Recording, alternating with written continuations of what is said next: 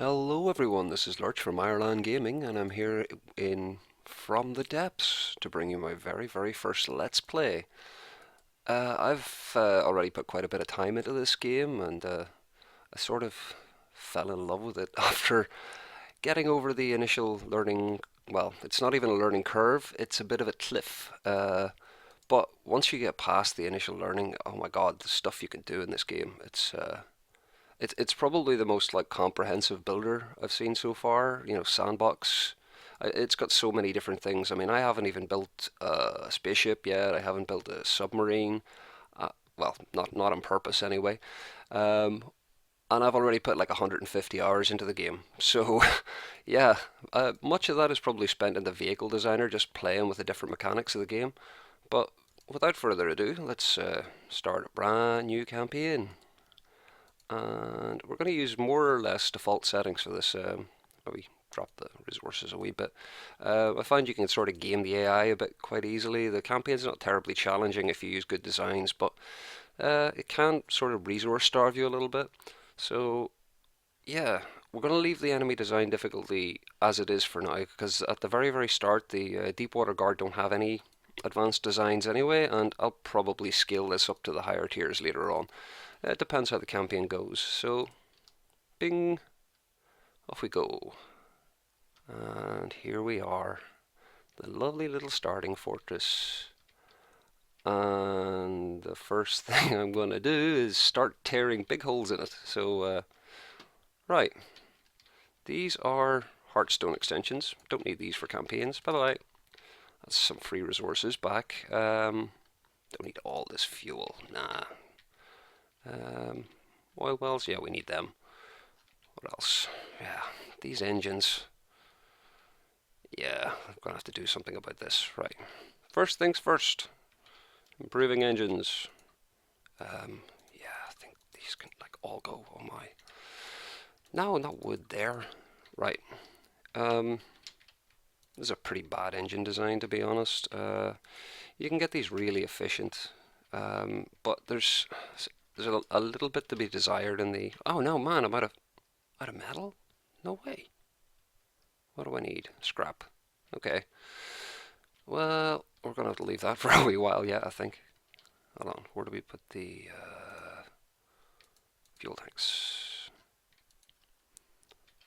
How efficient are you now? Not efficient at all. Oh my, we have no power. Right. Maybe I was a bit big for my boots there.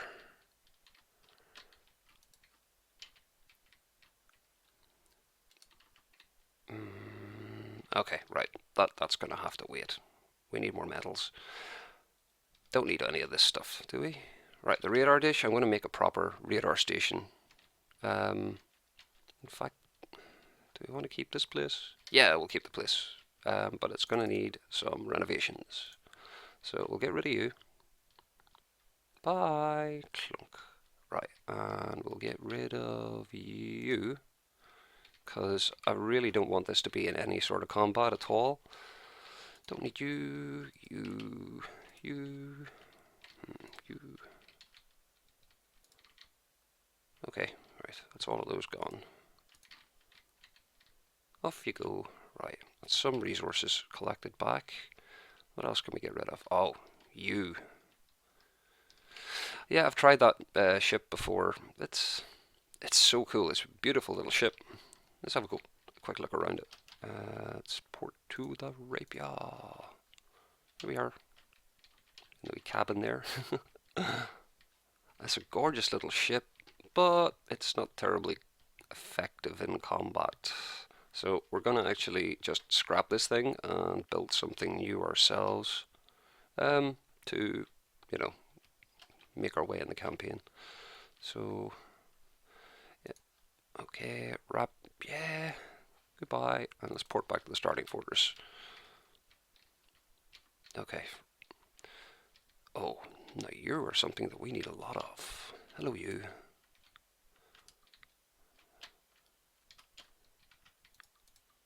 Yeah, we could just get a load of these. Now, in the campaign currently,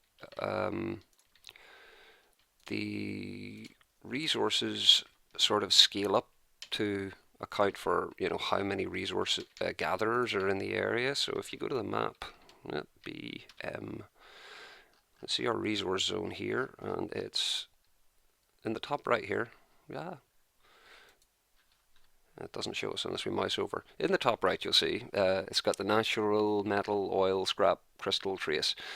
If you just keep stacking resources onto that, it'll scale up to account for the extra differences. So you can sort of just like build a million of these and make it like super, super, super fast. But it's a little bit gamey, and I'd sort of rather sort of at least fight for the other resources that like the deep water guard ones and stuff like that, and gives us a reason to sort of get out and about and kill people.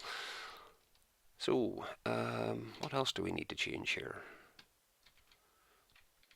Definitely going to need more of these. I need a whole load more of these. How's our metal looking? Oh! Something really important, not ever to be forgotten, because you can sort of screw yourself at the start of the game if you forget these. We need crystal growth trays, and they're very important. Yeah, you start with a farm. I just normally stick them underneath here.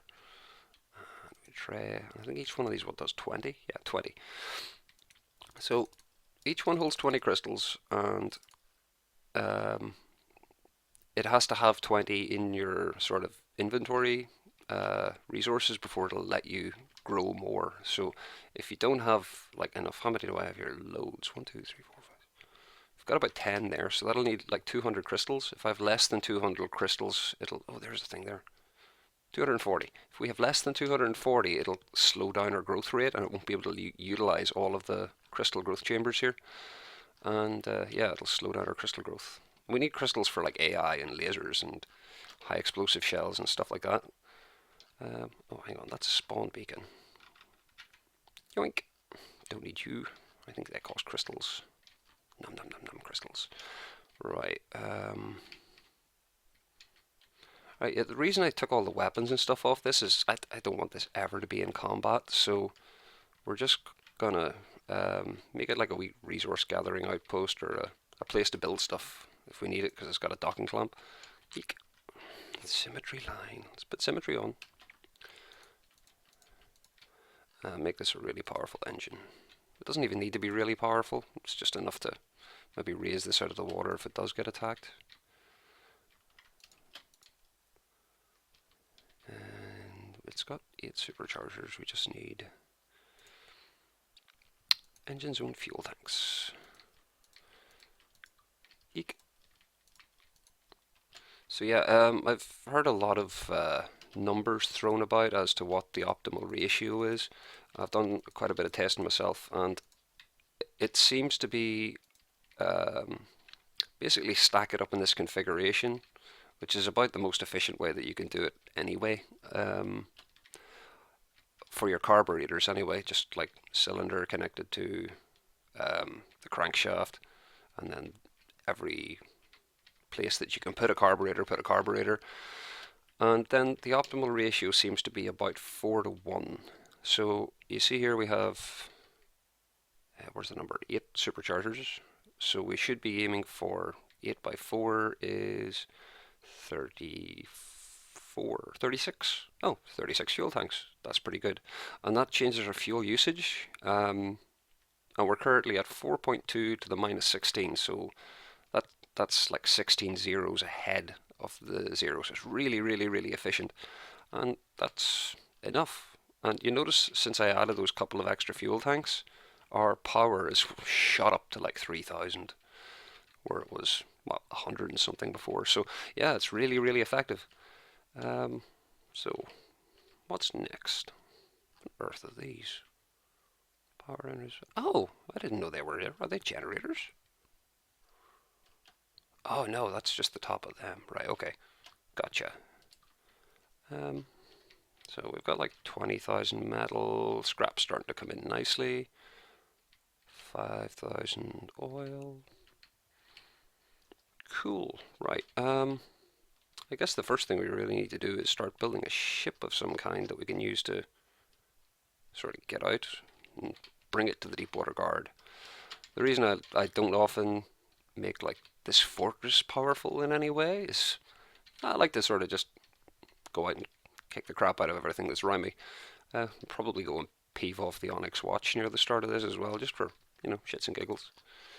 But the campaign in this game is so big. I still haven't finished one, well, ever. I've sort of went and made myself known to the other factions in previous campaigns, but yeah, let's see if we can clear the board this time. I've only really done one campaign before. I was using my own design, sort of learning the game and sort of finding how everything worked. And honestly, I still haven't got a clue. There's so much to learn in this game. Like I say, I haven't even touched submarines or anything like that. I have a fair idea how to go about them, but yeah, we'll probably get to that at some point in this series, and you can laugh at my terrible submarines. Vehicle spotter and builder. I want the docking clamp. Where's the docking clamp? Tractor beam. Right. No, wrong button. We want a new vehicle. New object, vehicle, pulp. And I will first of all just replace this with a beam so that it's a little bit better. Because beams also, not only being more efficient on blocks, it requires less blocks to load in, so it's better for loading things into the battle and stuff like that. It counts for less. It also has higher health per block, so a beam which is the same profile as 4 wooden blocks, 4 wooden blocks only have 400 health, whereas a beam has 600, so they're more efficient to use, and they're the same price as 4 wooden blocks, so yeah, very, very handy. So you really want to be building, that's not what I wanted. Let me build you, there we go. You want to be building as much of your ship as possible out of beams. So let's get a basic hull shape on the go. It should do. Okay, this is going to be too big, but we can trim it down. And fill. Click, click, click, click, click. Cool, right. What do we start with? An engine. Engines, engine block. Boof. I need a little 1, 2, 3, 4, 5. Cylinder.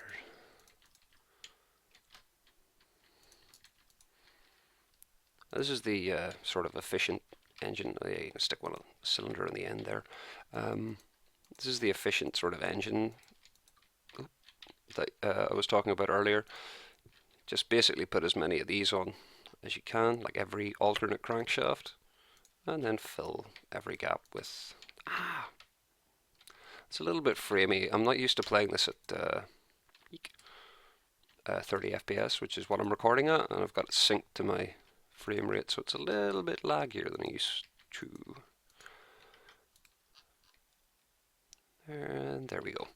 That's all filled up with carburetors, and we want probably 8 superchargers in this, so this is going to be about as powerful as the one on the base, which is a fairly meaty engine.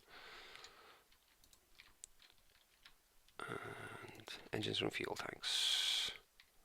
I'm going to forgo the ones at the side here, just because I want to keep it smaller. It's going to have to fit in the ship, so I'm going to be cutting the size of this down quite a bit, probably.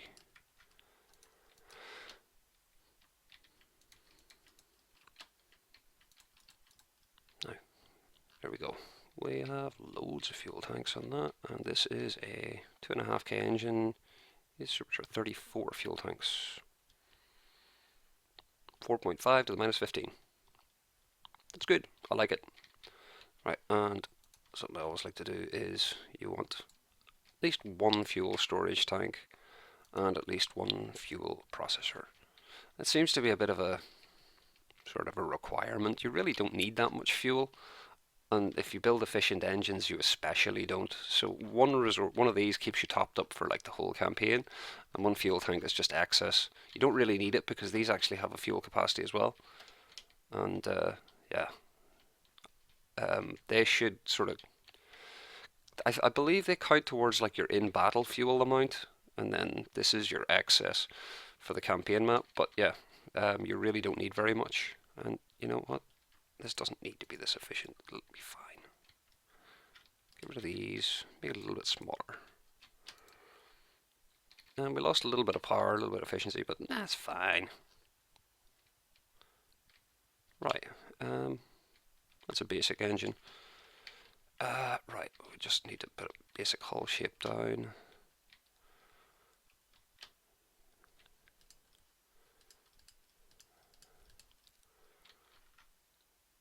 That big enough, you think?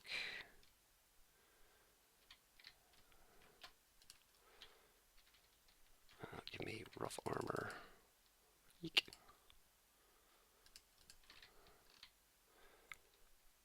That's a nice low profile hull. We'll try and get the sink right down to the waterline. Well, yeah, I'm not going to sit and watch his make you guys watch me build this because I'm sure it'll be fairly tedious. I'm a fairly derpy builder. It takes me a long time to get anything done, deciding what to do next, more so. So I'm going to sort of throw something together and I will be right back.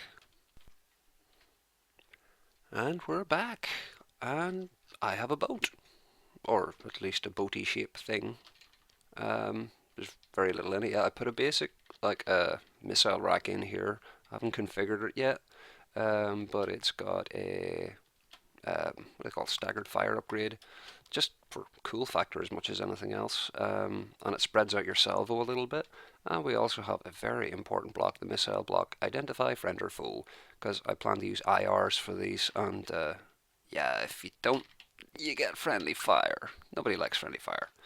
So yeah, brought you back to maybe try putting on another little weapon system. Now, this is probably something a lot of people wouldn't have seen before. It's one of the guys I play with in the Ireland team is Ruger. He's playing this game too, and he has crazy ideas.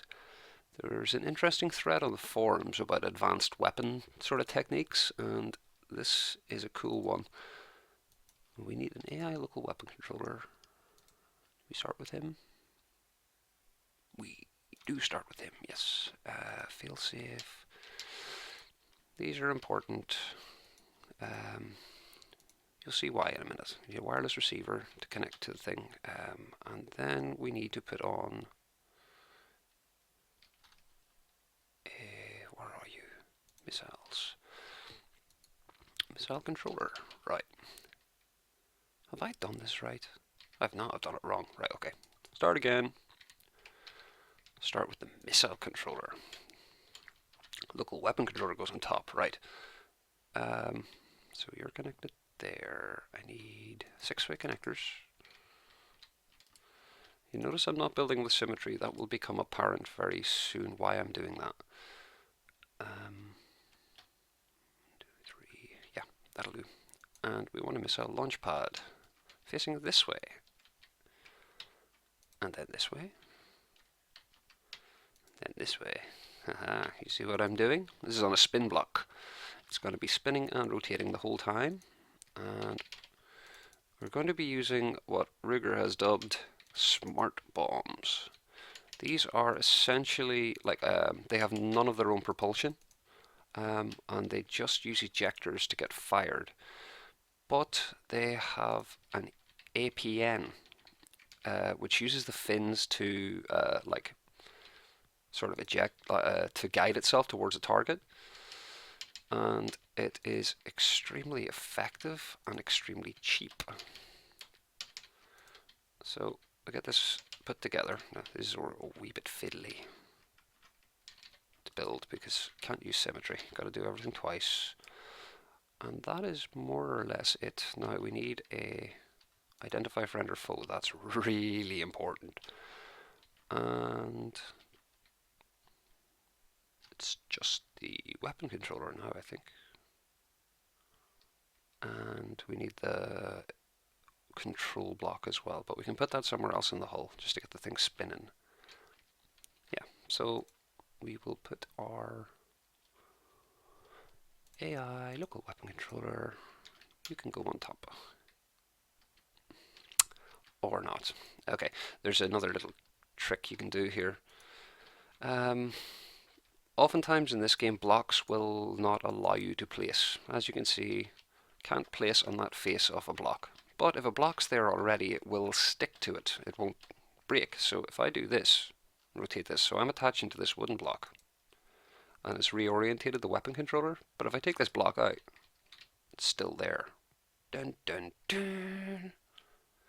Yeah, you can do some pretty gamey stuff with this. I mean, you can do funky missiles. You can put like multiple nose restricted items on the missiles by just adding an extra tray on after you've configured it. It's a bit lame. I don't like doing that, and if it gets patched in the future, it will break your design. So I prefer to avoid doing things like that. But yeah, let's get on to our failsafe. I haven't even actually got an AI on this ship yet, which I'll have to build for the main ship, and that is pretty much it. Now these have ejectors. You don't have ejectors. You need ejectors. Put ejectors on. Where are you? What way have I oriented it? Yeah, that's right. And you. And you. Looks pretty. Right. Now we just need to sort of put some blocks on the top of this. Tell you what, I'll demonstrate it first because that's more fun. Not that you can do much demonstration, but we do need an ACB somewhere. This is the automated control blocks. If you haven't used these before, they are amazing. They're like the Lua block for noobs, as long as you don't mind sifting through big menus. But yeah, we want to activate on spawning. We want spin blocks. I'll probably not be using any more spin blocks on the ship, so I don't need to worry about the effect range. No delay. Set rotation speed. And for these little things, we need 1. Test. And they spin. Isn't it beautiful? Now, they spin very, very slowly. I just remembered you actually have to configure this so that it's a little bit... Not you. Let me clicky the thing. There. There we go. Right. Cut that down to like 5 degrees so that it's not firing randomly. And they're quite short range too, so we want to... Not you. You. Minimum range to engage. Not minimum, maximum range. We want this to be about 500 meters. Here we go. Minimum altitude, no more than... Can't hit underwater targets, so there's no point aiming for them. -5, max altitude, max speed. Right, cool. That'll do. So let's hop over there. Can I make this jump? Let's do this! Leroy! Oh yeah, easy. This guy's got some serious thighs. Okay, cool. Right, so we're on the carousel. Whee!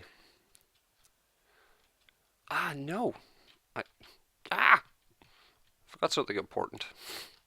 To configure the missiles. So, yeah, this is the important part about this thing. Right, so you want fins for guidance. You want an APN. You want an infrared seeker in the end, which is fine.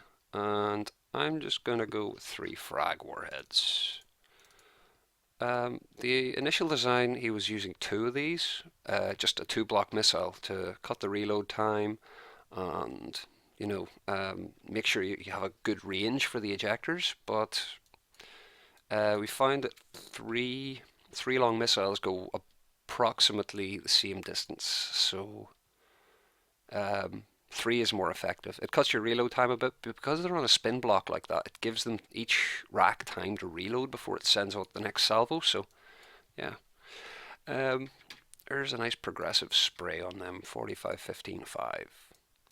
And that will cut a big dirty chunk into the hull. And we'll assign this to all same length missiles. Oh, now the fun part, right. Find out that to get the best out of these, you want about a 25 to 30 degree elevation up.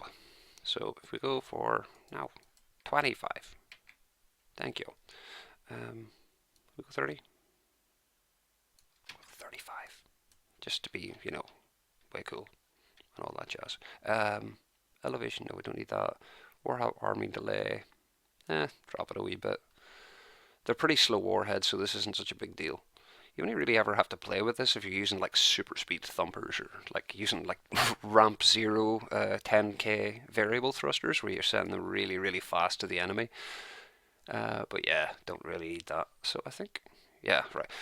This is the fun part because I have to get the ejection elevation on all of these because for no, I could complain about this, but I'm not going to because it's actually really good that these don't.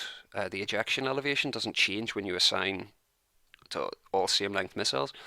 But yeah, because otherwise, if you spend ages configuring like a special setup and then hit the assign all, and it'll just overwrite everything, and that's no good at all. So that's some of them done. 35. There we go. Right, that's all 4. And we have to put some ammo barrels. Okay, testing barrels. These are not going to stay here because they will be a liability. Now. There. Ammo. Oh, interesting thing to note about ammo. Again, Ruger, he's like this scientist behind this whole series by the sound of things now. He's been sciencing and ammo barrels in relation to missile racks. Now, ammo barrels generate 2 ammo per second, and missile batteries per launch pad. Now, not per rack, per launch pad, require 10 ammo per second. So 5 barrels equates exactly to 1 missile launch pad. Now this launch pad could be 30 racks long, doesn't matter, because the reload time and the ammo cost scale linearly. So as you add these, the extra reload time actually compensates for the ammo cost. So 5 barrels will always, always, always work with 1 launcher. At the time of this recording. Now this could change, of course. This is an alpha game. Many, many things change. But by this reckoning, I've got 1, 2, 3, 4, 5, 6, and then another 4 there. So I've got 10 missile racks altogether. So if they're shooting constantly, I will need 50 ammo barrels. Sheesh, that's a lot of ammo barrels. I've just noticed my spin block is rotating the wrong way.